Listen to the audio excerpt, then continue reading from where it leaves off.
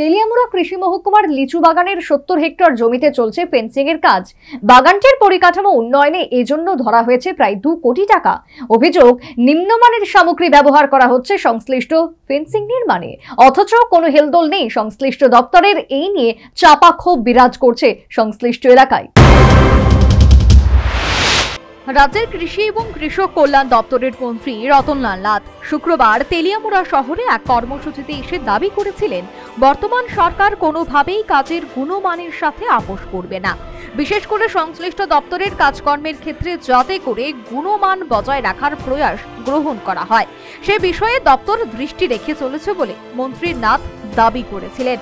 তবে সরকার দপ্তর বা সর্বোপরি মন্ত্রী নিজে আন্তরিক থাকলেও একাংশ সরকারি কর্মচারী থেকে শুরু করে দুর্নীতিবাজ আধিকারিকদের দৌলতে সরকারের নির্দেশ, মন্ত্রীর আদেশসমূহ যে কলাপাতার রূপান্তরিত হয়ে যায় তার জ্বলন্ত প্রমাণ উঠে এলো তেলিয়ামুড়া থেকেই। তেলিয়ামুড়া কৃষি মহকুমা অন্তর্গত কৃষি দপ্তরের প্রায় ৭০ হেক্টরের একটা লিচু বাগান রয়েছে। প্রতি বছর সংশ্লিষ্ট বাগান ইজারার ভিত্তিতে সাধারণ মানুষের কাছে দিয়ে সরকারি কোষাগারে একটা ভালো সংখ্যক টাকা জমা হয়। এতে কোনো সন্দেহ নেই, রাজ্য সরকার সার্বিকভাবে সংশ্লিষ্ট বাগানটির পরিকাঠামোগত অবস্থার উন্নয়ন করে বিভিন্ন পরিকল্পনা রূপায়ণের লক্ষ্যে প্রায় ২ কোটি টাকার উপর প্রস্তাবিত ব্যয় বরাদ্দ করে ফেন্সিং এর কাজ শুরু করে যথারীতি দপ্তরের নিজস্ব বস্তুকারের পর্যবেক্ষণে এবং জনৈক বস্তুকারের ব্যবস্থাপনায় সেই কাজ এগিয়ে চলেছে। তবে বিভিন্ন সময় নানান স্তর থেকে অভিযোগ আসছিল শুরু থেকেই সংশ্লিষ্ট কাজের গুণমান নিয়ে, বিশেষ করে যে সমস্ত সামগ্রীগুলো ব্যবহার করে ফেন্সিং তৈরি করা হচ্ছে সেগুলো অতি নিম্নমানের বলে একাংশের অভিমত।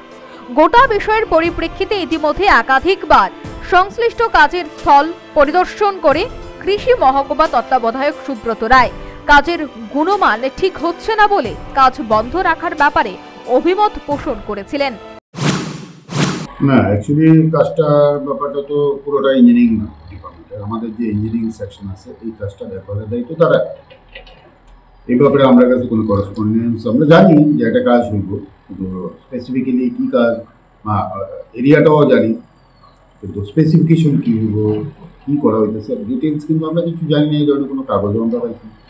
তারপরে আমরা যখন আমরা যারা শ্রমিক আছে বা আমরা যারা লোক আছে, আমরা যারা স্টাফ আছে তাদের কাছ থেকে যখন শুনছি যে তাদের কোয়ালিটি খুব একটা ভালো হইতেছে, আমরা গেছি দুইবার কাজটা বন্ধ করছি।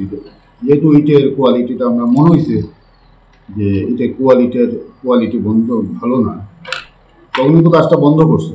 পরবর্তীকালে যে কন্ট্রাক্টর এনে আমি কইছি দেখা করতে এবং গাইডলাইন্সগুলো, এবং পরবর্তীকালে কিছুটা ইটের কোয়ালিটি ভালো করছে। তারপরে তো আমরা গেছি ইঞ্জিনিয়ারও কইছি, হয়তো ইঞ্জিনিয়ার এই ব্যাপারে দেখতে হবে।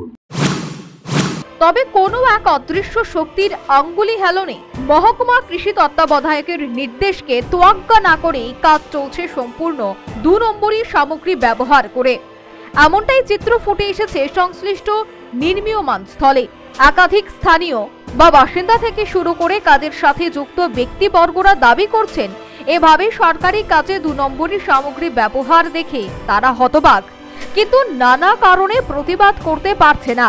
ক্যামেরায় যে সমস্ত ছবি ধরা পড়েছে তার ভিত্তিতে বলা যায়, সরকারি কাজে গুণমানের সাথে আপোষ করে কিভাবে ২ নম্বরী কাজ করা যায় তার জ্বলন্ত দৃষ্টান্ত তেলিয়ামুড়ায় কৃষি দপ্তর নিয়ন্ত্রিত লিচু বাগানে নির্মীয়মান ফেন্সিং এর কাজ।